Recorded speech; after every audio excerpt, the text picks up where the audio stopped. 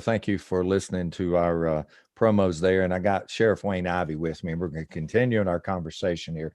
Wayne, I think you got a good point. I really love what you just said about the three C's. Oh my God, I didn't really think about that, but the citizens and the cops, in the Constitution way, that is, where'd you come up with that? I mean, I know, did somebody help you come up with that? I was talking to a group one day, and I told them, I said, look, as your sheriff, my job is to protect our citizens, our cops, and our Constitution. And it just kind of stuck. So I started calling it the three C's. And, it's really, that is exactly what any law enforcement leader's job is to do. And, in today's time, I had somebody say, oh, well, you're not supposed to protect the cops. So no, I really am. I'm supposed to protect the great professional law enforcement officers that are out here. And I'm supposed to protect them in two ways. One, for standing up for them when they do it right. And two, by weeding out those that do it wrong so it doesn't tarnish their badge. And so, we do all of that. And Wayne, I think you got a great leadership message there. I mean, I personally know you, and I've been around you, and I know you're the kind of guy that just makes things happen. And I know that a lot of people like that about leadership, and especially when it comes to their leaders. And you and I have had this conversation about this leading from the edge. So Leadership talk to me. Yeah. Talk to me a little bit about that. Talk to me about that. I really love that concept. So the title for the course and the style actually came from our chief deputy. I have a guy that's my chief deputy. His name's Doug Waller. And I actually call him Triple D for Doomsday Doug, because everything I think's a great idea, he thinks it's a bad idea. So he tells me that my ideas most often border between Einstein and Wild Bill out of Silence of the Lambs. And his job is to, so you having worked with me, you'll understand. Hold on a minute. That's from Einstein to Wild Bill. Come on. Yeah, out of Silence of the Lambs. Yeah. So Doug's a great balance for me. And I jokingly call him Triple D for Doomsday Doug. But Doug and I were talking one day, and he's like, man, you're just always out there on the ledge. And I remarked, I said, yeah, but I've never fallen off the ledge, and that's where I'm comfortable at. And so, the interesting thing about leadership from the ledge is there's absolutely zero comfort level there.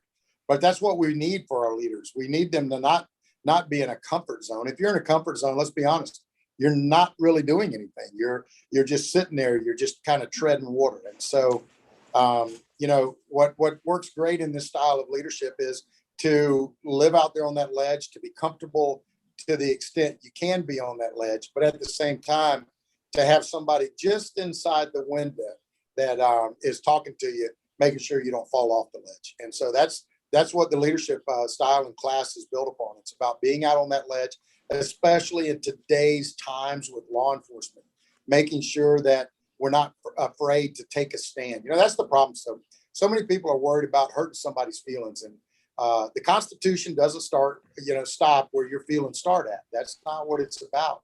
It's about protecting the Constitution. And if you look at it, Dean, and you actually say, I'm going to protect the United States Constitution, I'm going to recognize it as the foundation of our country and the strongest document in the land. If you just go by that simple rule, everything else falls into place. Wayne, I mean, that is such a, I like that because it is so simple for people to follow and understand, and I really like that leading from the ledge from the standpoint of you definitely have to be constantly pushing forward. You definitely have to be walking the edge, although we all do like to be really comfortable, and we like to get comfortable. How do you maintain that? I mean, how do you maintain that from your position? So would you, and this is something I want to ask you here. And one thing I want our listeners and our viewers to know is that we don't practice these podcasts. We don't go and say, look, here, Wayne, here's a list of questions. We just go from what our gut, from our heart, and what we're listening to and what we're thinking about. But I want to ask you this question, Wayne. Would you recommend that your lieutenants and your sergeants and any leader lead from the edge? Because I know as sheriff, you got a little bit of protection because certainly the voters and you do yourself, but how do you do that and survive in an organization that might not really want you to lead from the edge? And I know that's not an easy question, but how do you do that? Well, it's got to come from the top down. It absolutely, everything has to come from the top down if it's going to be successful. And I'll give you a brief example of that. Crime prevention. When I first became sheriff, crime prevention was the most important thing to me in our agency. And so I knew I wanted to lower our crime rate. I knew we wanted to have fewer victims and to protect those victims that we do have.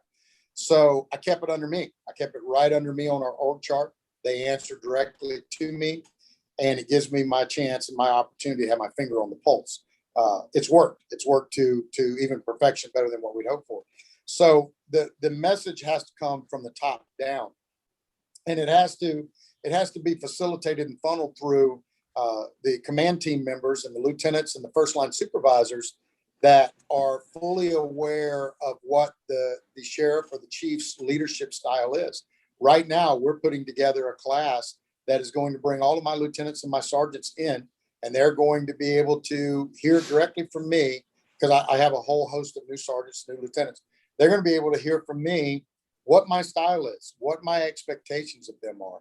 And really and truly, for me, it comes down to this. I want our sergeants and lieutenants to enforce the 4 things that I tell our team when I swear them in.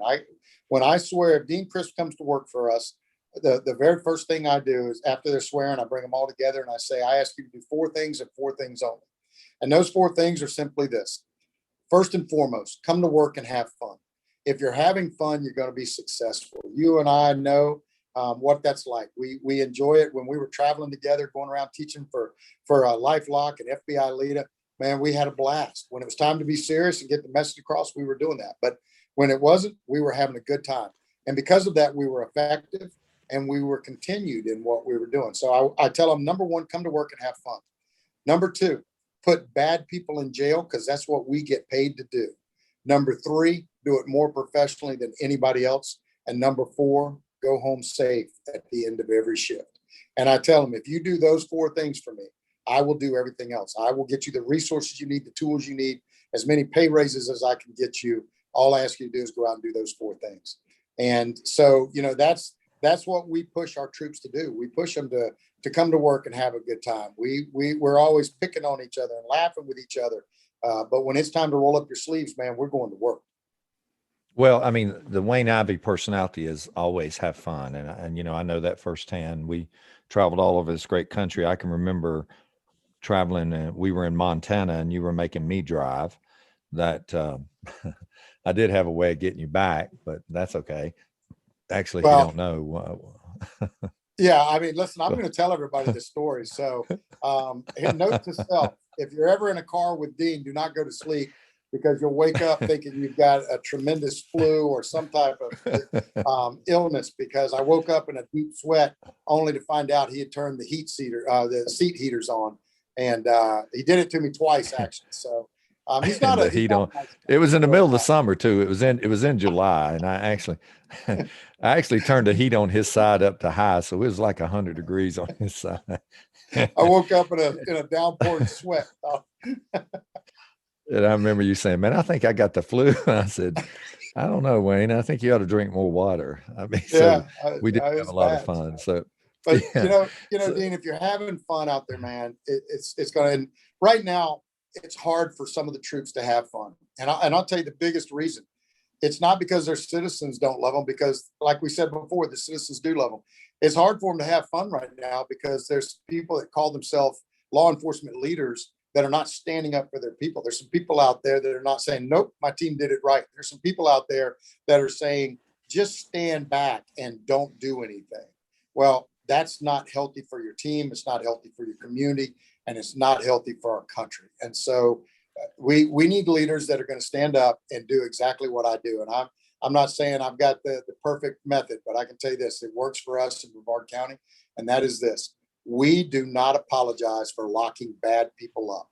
In fact, we target criminals in Brevard County because they target citizens. So if you get leaders that are doing that, I think this job gets to be a lot more fun once again. well, let's talk about you targeting criminals. You've got an interesting program that you put on. I think it was Tuesday nights, maybe, or something like that, or Tuesday one of nights those at 8 nights. o'clock. Yeah, go ahead. Tell the folks on the podcast what that is. Well, it's called Wheel of Fugitive, and it's just like it sounds. It's a big giant wheel. It's got 10 fugitives on it, and we spin it. We actually pre-record it, and we spin it 8 o'clock Tuesday nights on our Facebook page, Brevard County Sheriff Official. And whatever fugitive it lands on, that's the fugitive of the week. That's who we're looking for.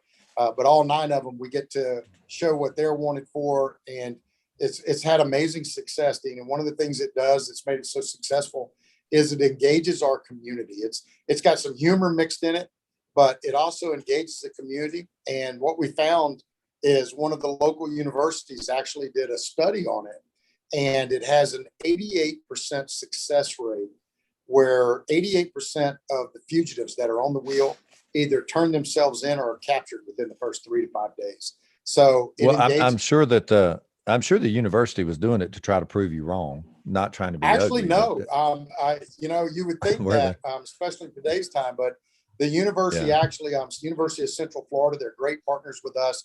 They actually partnered with us to come up with a protocol for domestic violence strangulation investigations.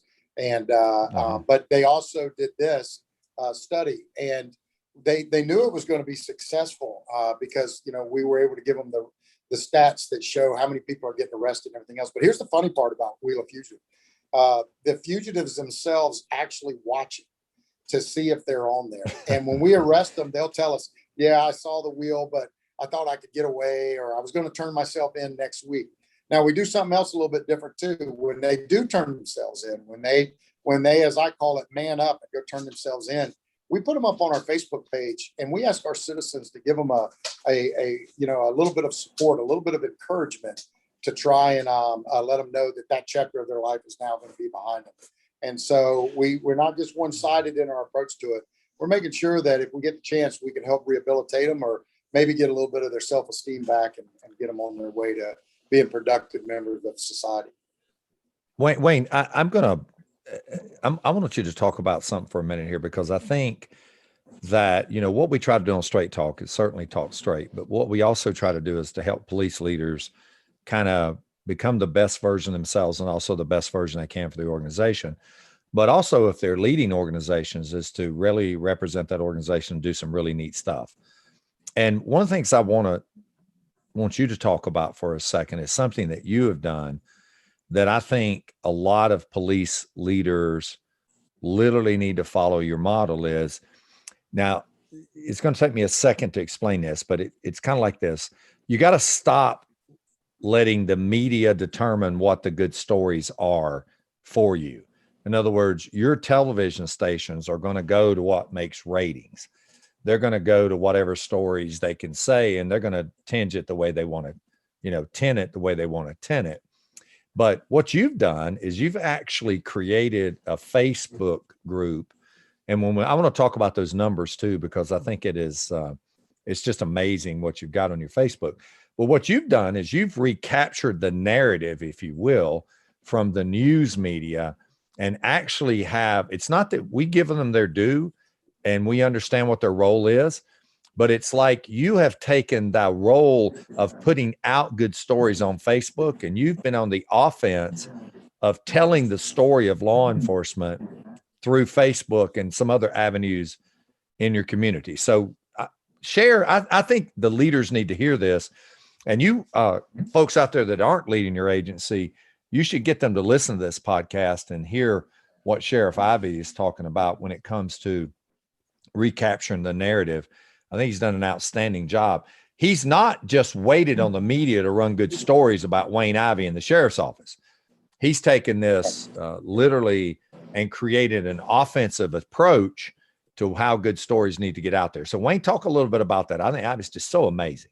Yeah. So first thing I would say is, just like our profession, the overwhelming majority of reporters out there are, they've got 30 seconds to give you a story on TV, and they're just out there doing that. They don't have time to push their agenda. When we get into the print papers, and we get into the newspapers themselves, that's where we start to see the agenda start being driven. And you can do the greatest things in your community, and you'll never see that grace the front pages of the paper, because they don't think it sells papers, and they're wrong. I mean, they're 1,000% wrong, because what's selling papers right now are good stories, good positive things about our country, about our defenders, about all of the great things that we have. That's what really they're missing the boat. And that's okay. Let them keep missing it, because you're right. What we did here when I first became sheriff, we had roughly 90 some people that were following our Facebook page. I take that back. It was just shy of 300. It was just shy of 300, and that were following our sheriff's Facebook page. We went out and we started doing the things we're doing. Giving out great crime prevention information, giving out all the different things. We mix humor in it when humor is possible. When it's time to be ultra serious, we're ultra serious and we're focused. We created programs like Wheel of Fugitive, Fishing for Fugitives, Cooking Up Justice, where we go into local restaurants and they show me how to make their favorite dish. And in the middle of it, we show a case we're trying to solve, or we show a fugitive we're trying to arrest. We engaged our community, and our community always wanted to be partners with us. So what we did was we built upon that partnership. And I'll tell you something, Dean, not to get off track, but we've talked about this before. There's all sorts of ships out there in the ocean. There's battleships and cruise ships and spaceships, everything else. But nothing solves problems and fixes things like relationships and partnerships and friendships. There's nothing that does it better than that. So we built relationships, we built friendships and partnerships with our community. When you look at our agency, we're an agency of 1,700. When we build that partnership with our community, that's a force multiplier of 600,000 people that are all working from the same aspect. It takes a community to protect the community. And if you see something, say something. So we pushed all that out, and we built our social media audience. Like I said, we have just on one page, we have 3 Facebook pages. We have the main page, our Brevard County Sheriff's official page. We have Sheriff Wayne Ivey. And then actually my 150-pound bloodhound has his own Facebook page, which is Where is Junie? The Adventures of Junie off of it. So we built that audience, and collectively between the 3 pages, we're just over 400,000 people that are following us on Facebook. And so when we push out something, you have to consider that social media is community policing of this century. When historically we would go into a Rotary Club meeting or a homeowners meeting, and we would tell them how many crimes that occurred in their neighborhood. Today, we're pushing out to hundreds of thousands of people information on how to not be the next victim of crime versus you just were the victim of crime. So we've built that. But to your point about how we do things with the media, if you're waiting on the media to talk good about your agency, you'll be waiting there all day. And so you stub your toe one time, and I promise you they're gonna talk about your agency. But you have deputies and law enforcement officers and firefighters included that risk their lives every day, save lives every day, do amazing things every day, and you never read about it in the paper. So what we did was we started our own push out. We push out all the great things. We brag. I tell everybody, I brag on my team, man. I am so proud of them and all the things they do. So we brag about them. And one of the shows we came up with that really gets a tremendous response is called The Good Stuff. And I actually got the idea from Kenny Chesney's song, The Good Stuff. And we put it up. We actually do a news story about something our deputies did. Maybe it was Don Flamio that crawled in through the window of a burning home and pulled out the homeowner and his dog. Maybe it's one of our school resource deputies that got, employee of the year for a school. Maybe it's one of our deputies that stopped an amazing crime. Whatever it is, we put it up on The Good Stuff, and we literally start out. And as the show starts, it starts with me saying, "Hello, everyone. I'm Sheriff Wayne Ivey, the Brevard County Sheriff's Office, and this is the good stuff. You'll never see this on the news." And so people love it. It gives them a chance to get to meet our agency even deeper than they already have, to see the great work they're doing, and to know that there are great law enforcement officers out there saving lives. And we love it. We do it. The other thing I do is I have a show called Truth Be Told. And if the media lies on us, I call them out. I literally go on Truth Be Told, and I call the media out, and I tell our citizens, this is where they lied, this is where they misled, and here's the truth. And I've only had to do a couple of those, and I haven't had to do too many more because they know I'm going to call them out. And I hate to do that, but At the same time, I'm not going to let them lie on our agency or mislead our community into thinking that their agency is not a bunch of professionals that are out there working to save lives. Wayne, I think that I mean that's tremendous to hear all those wonderful things you're doing, and I think the crux of that is that since the George Floyd and since some of these things that have occurred and these athletes and folks who are really talking negative about police, that unfortunately one of our primal responses, if you will, is to go on defense, to kind of push back, pull back, not really be out there on front, just kind of, not really do anything. But really, to be honest with you, we should lead on offense, which is exactly what you're doing. You can lead on offense without being offensive. And that's exactly what you've done, is you've pushed that message out there without being offensive. And you've just taken that to an absolutely different level.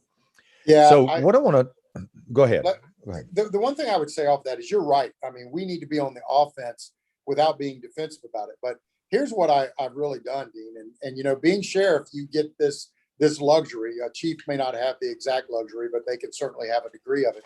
But one of the things I've done is I'm sorry. I just quite frankly have a I don't give a shit attitude what the media thinks. And I tell them from the word go, I don't care what they say. And rather than being defensive, I'm dismissive. They can say whatever they want out there. We're going to put the real story out because our citizens are looking to their elected leaders to tell them the truth and to show them the truth. And that's what we do from it. Yeah. I mean, I think that's tremendous. I think a lot of our leaders could certainly learn from that with no doubt. They could learn a lot from that type of approach to leadership.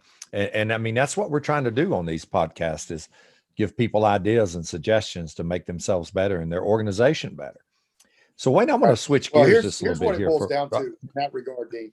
And I go back to this for standing up for your law enforcement officers that are doing it right. If they're doing it wrong, you owe the rest of your team to get them out. In fact, I live by a mantra in our agency that I'll never miss the opportunity to get rid of a subpar employee, because if you miss that opportunity, they're going to damage your agency. They're going to tarnish the badge of those that work so hard to represent your agency. So, we work from that aspect. Now, by the same measure, we never miss the opportunity to save a valued employee as well, somebody that just made an honest mistake from it. But this is at the end of the day, if your job is more important to you than your principles, then you shouldn't be in this leadership role.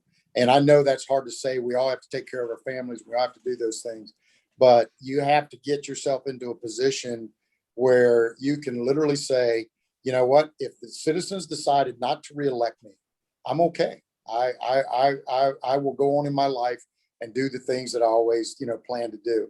You cannot let the job become bigger than the profession and the importance of what we do, serving as the first and last line of defense for our citizens. No, absolutely. And then the people who serve in this, I want people to remember that the people who decide to serve in this don't just put a uniform on, run out there and start serving the community. They literally risk life and limb, as well as their intellect, as well as their experience, as well as their life. We age in this job. We don't just start this job out. We literally spend our lives, and they spend their lives serving the public. And there's a lot to that. And I really Dean, think I love your approach to that. Yeah, if they look at your hair, they're going to know we age in this business. I can tell you that right now. So if you didn't notice, we've been joined by Wayne Ivey, the sheriff of Brevard County, and he and I are great friends. And he just loves to let me know how much older I am than him. But that's all right. That's all right. I love him anyway. So thank you, Wayne, for reminding me. My freaking hair's gray. And I got less of it, so I have to like try to put a little color on it, and I have to add like more, I use some shampoos that multiply your hair. I'm not sure that's working though. No, I hope you're not paying extra for that. Oh my God, I love it. You know what I mean? I know Kelly, our producer, is writing a message to me and said plugs. No, hell no, I ain't using plugs. But I'm not beyond using I'm not beyond using spray paint if it makes it look better. So Wayne, let's dive deep in there. Man, there's so many things I want to cover with you, and what a great guest you are. Just to be on the podcast here, it really takes us to another level, and I really appreciate it. But let me ask you about the psychological safety of your cops, and let me preface that and say that literally means that when people don't feel safe, that the organization's not going to support them, and then the public's not going to support them. It tends to cause them to slow down their work. It tends to paralyze them a little bit. And we've got a lot of agencies, and I get a chance to travel across this great country, and we see a lot, I see a lot of agencies who are paralyzed by the way the communities are looking, and we've had a good discussion on that. But are you seeing that in Florida at all? I mean, talk to me about what you're seeing. Well, a lot of it depends on where you go in the communities. I can speak to Brevard County. Dean, I'm telling you right now, my deputies tell me that they can barely pay for their meals anymore when they go into a restaurant because an anonymous citizen or the restaurant owner has already paid for their meal. And, in going old school, when you and I were first starting and stuff, you would stand there and say, no, I can't do that. I can't accept that and everything else. It got to the point here in Brevard County where restaurant owners were calling me saying, hey, they're making a scene. We love them. We want to take care of them. And so, I actually had a friend of mine that owns a restaurant that called me and said, hey, your deputies won't let me pay for their meals and things. And I said, well, we're not supposed to do that. And da, da, da, da. And he said, Wayne, you and I have been friends for a long time. I don't tell you how to run the sheriff's office. Don't tell me how to run my restaurant. I'll buy their meals if I want to. And so, it kind of puts in perspective, being what we're dealing with here in Brevard County. We have kids that,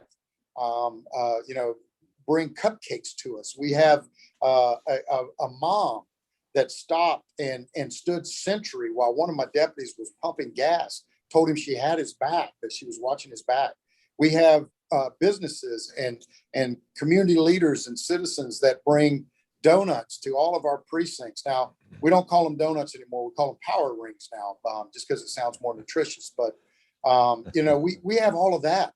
And then you look at what's happening elsewhere. And you look at New York, for example, where their leaders are telling them to stand down and let them throw water on them. If it's water, who knows what it is, to stand there and let them, spit on them and all these other things. Now, don't bring that to Brevard County because that ain't going to fly here. And, if you want to see the effects of it, you talked about the psychological effects. Here's the psychological effects. 5,300 New York police officers just entered retirement. 5,300.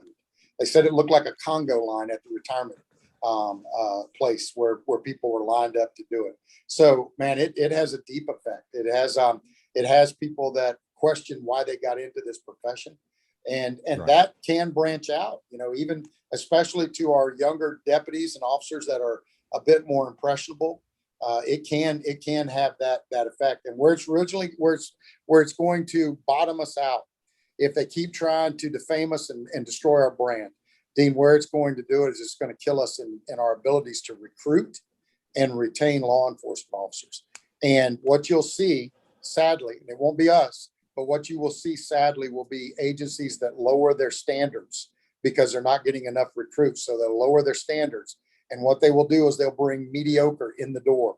And once you bring mediocre in the door, your very best day of a mediocre hire is going to be mediocrity. That's your very best day. Oh, yeah. You'll never get excellence. You'll never get above average out of them. It's going to be mediocre. And if you want to see that play out, historically speaking, look at the Miami River Boys, look at the Rampart series, all of those different things that have played out across the country when they lowered their standards. So what America better do right now, and what law enforcement leaders better do right now, is start standing up for this brand, hold those accountable that do wrong, but stand up for the brand of law enforcement because it is the first and last line of defense.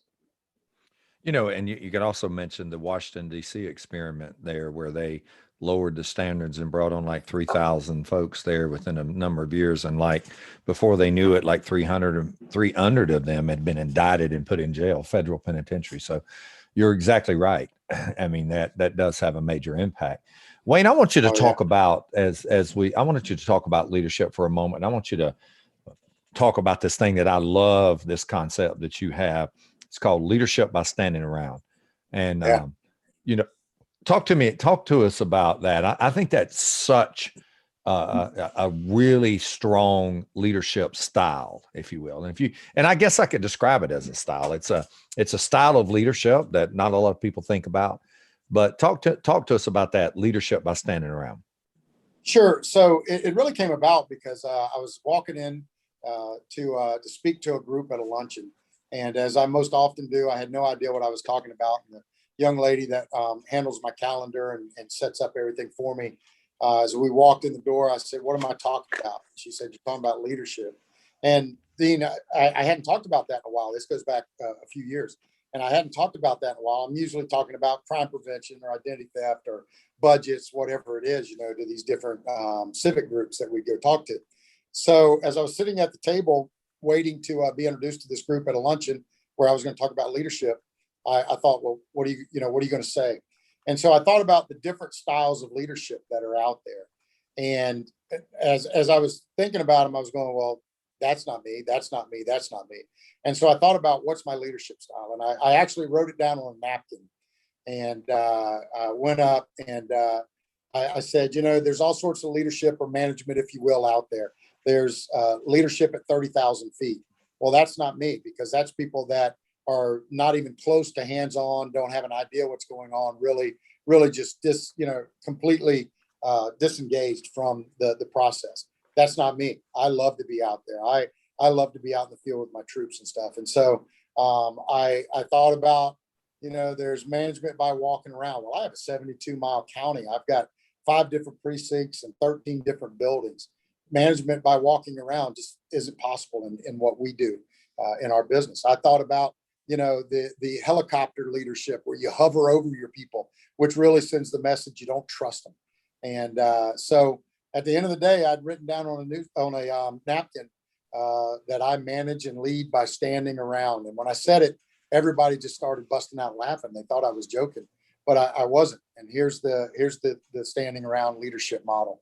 I stand behind my people when they need a kick in the butt. If my people are not doing right, I am going to hold them accountable. And as I said before, I owe that to the rest of the team.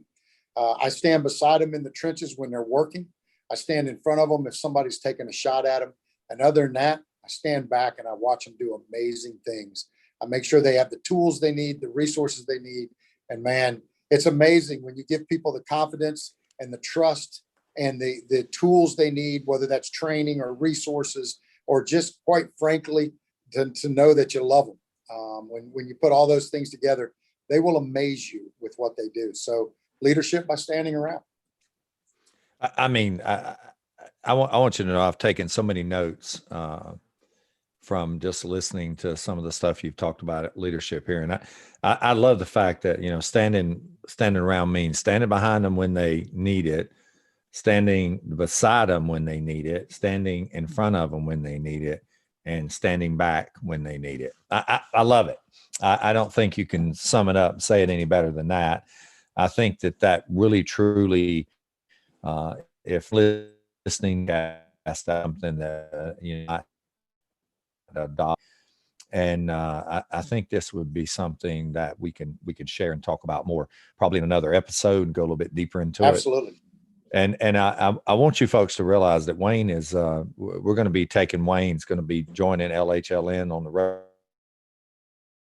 We're going to be booking him for classes, for talks, and so we're going to be putting out a schedule soon with Wayne. And I really appreciate that, Wayne, that you're going to be joining our staff here in terms of going out on the road, because I think you got a message that resonates with everybody. And I mean, you got a lot to say, and you've learned from the trenches, and you've worked your tail off. So I really do appreciate that. Dean, I'll tell you, when I started running for sheriff, I had to write down everything I'd done. And I think sometimes in our profession, and probably most professions, we think that we shaped our career. The reality is our career shapes us. And I've been blessed, man. I've been blessed to serve in almost every capacity of law enforcement that you could serve in. I've actually had the opportunity to do almost everything in the field except for fly the helicopters. And we have 5 of those, and they won't let me fly one. I'm still trying. I'm working on that. But Which is a good idea.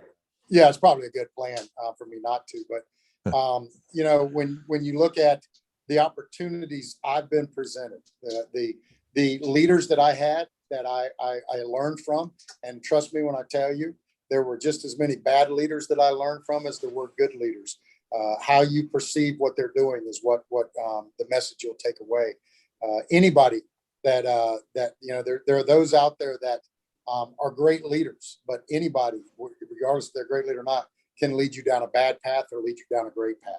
And so we have to take lessons from both sides of that lectern and teaching. So I've been blessed, man. I really have. I've had some great tools. You probably don't know this, but in watching you with all the things you did for FBI LEDA and the things you do right now, having been to a couple of your classes, man, I take notes from you, brother. I watch what you do and the lessons you teach. And I think at the end of the day, you're in that same model I am right now. Our profession needs people that are going to step out on that ledge and say, this is what you need to do and stand strong.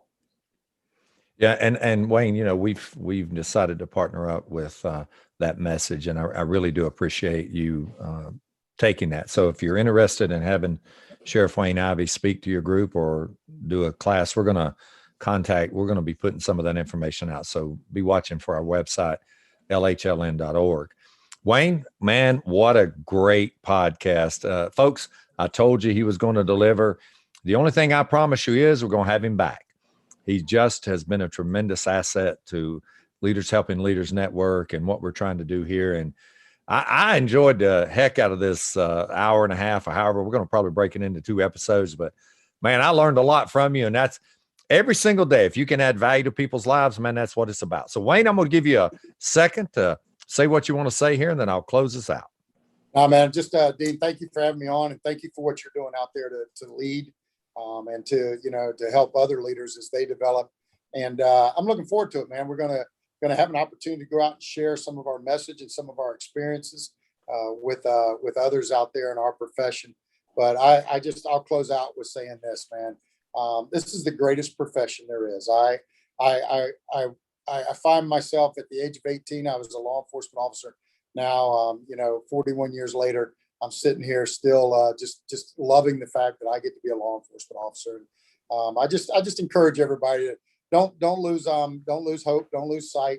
This profession is the best there is, and we've got 99.9% of the citizens out there that love us. So don't lose sight of that. Well, Wayne, I appreciate it. And I've taught on the road with you, and I've seen you firsthand. You're one of the best on the road teaching. You're one of the best in the classroom. I've seen it firsthand. I learned a lot from you. So, folks, I want to thank you. First of all, I want to thank Kelly for helping us produce this show. Kelly, thank you very much. I want to thank Andrew for producing it and also helping or editing it for us. Wayne, I want to thank you most of all for taking your time today and literally sharing your story. I promise our listeners and our viewers on YouTube, we'll have you back. And man, I can't wait till next time. And until then, folks, I want to thank you for joining and trusting Straight Talk on Leadership. And until next time, I'm Dean Crisp.